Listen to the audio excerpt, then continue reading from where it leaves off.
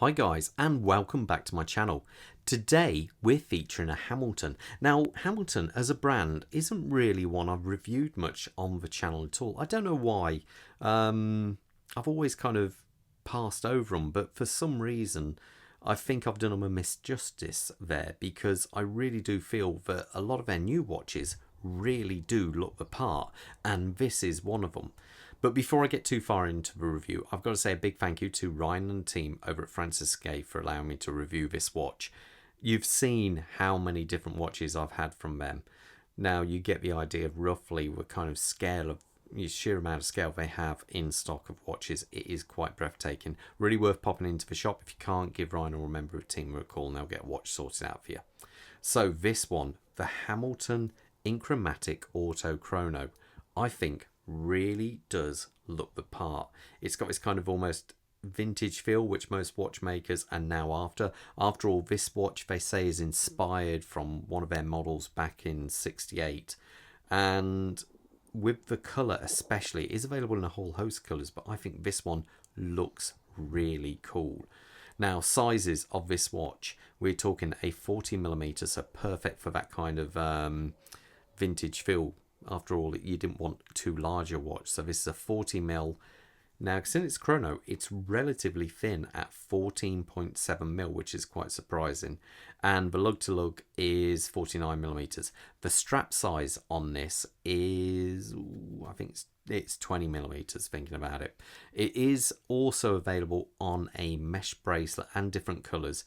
The mesh looks really good as well, but this leather strap against that dial I think really suits the watch well. Let's have a look a bit closer at that dial and just look at it. I think it really kind of captures a sort of like era of the watch, kind of a feel, that vintage vibe going on with this. They say it's green, but it really is a very strange sort of like hue of green. It really is. But you've got this cream outer, not really chapter ring, but the tachymeter going around there, and the subdials really add to that kind of more kind of vintage inspired theme. So anyway, what do we have? I say tachymeter. We have applied hour markers going around there. They have got lume on tips there, as to are the hands. But to be fair, it's not the strongest of lume, but this isn't that kind of watch, so it kind of suits the period of the watch. Let's screw it back in. Now you have a date marker down at 3 o'clock, so it gives it this kind of a nice symmetrical feel towards the dial, and I always like that. I even like the way the Hamilton logo is on there and automatic. Some dials, especially on some manufacturers, are getting far too busy when it comes to the text. This I feel is just right. They even, to be fair, could have got rid of the automatic, but it doesn't really make no difference. Now, as you can see, this is a chronograph, and over here we have a constant running seconds for the standard time, and this is the minute counter for the chrono. Now, as you can see, it goes to 30, so this is a 30-minute chrono. So if I press the pusher, let's have a listen. That is one heck of a loud, solid push on that, which is quite cool. And you can see the second hand going around there. So it is a very positive, solid feel. Now, as we come round, we have a gorgeous dual-domed crystal there. You can see that because of the way it magnifies the the hands and the dial and everything. It really does look the part. We have this lovely kind of nice, clear, polished case going on here. We do have this sub-reader, this pusher here, which I'll get into in just a second. Let's just have a look at reset. Very, very solid. So that pusher, I believe, is the calendar works here. So we're on 3rd here. Let's press that.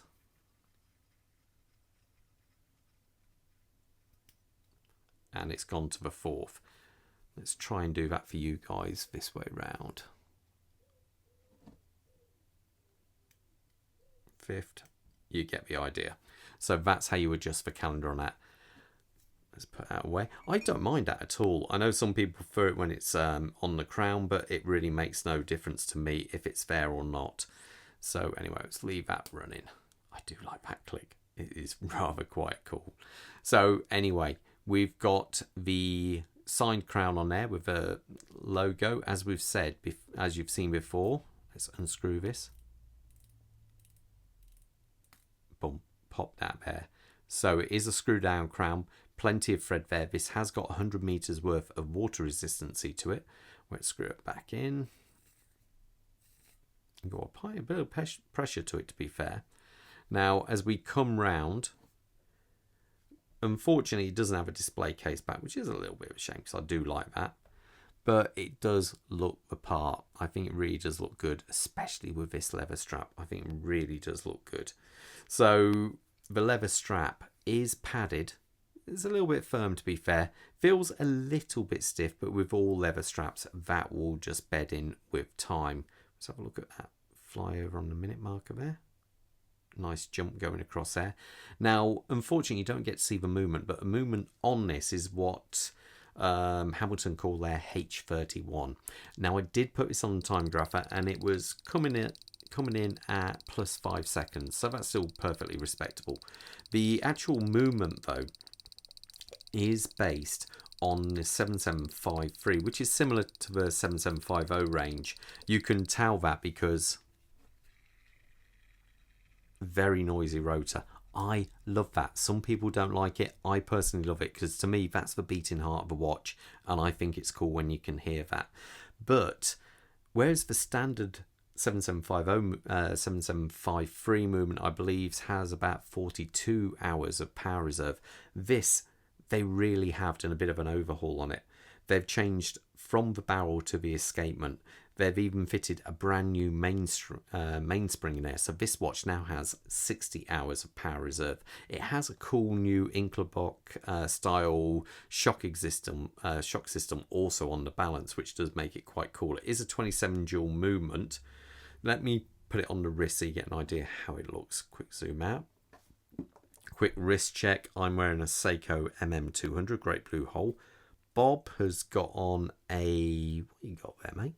He's got a Carrera, Tag Heuer Carrera GMT, which is in for review, so we'll have a look at that. Now, my wrist size is 7¼ inches. Let's just put this on off camera. It's a little bit easier for me to do that. And there you go. I think that just looks, I think it is really quite a cool watch. I'm going to get a few more Hamiltons if I can, because I feel their range of watches at the moment are starting to get better and better. But I think that really does look good on the wrist, I think, personally. Let's just undo that. I should have pointed out as well, the actual buckle on this is also signed with the Hamilton logo there. And I think this watch retails for coming on for £2,000, and I think with that automatic movement, it is rather nice. I think it's a lovely watch. Let me know in the comments below what you guys think of it. Okay, all the best, guys. Take care. Bye.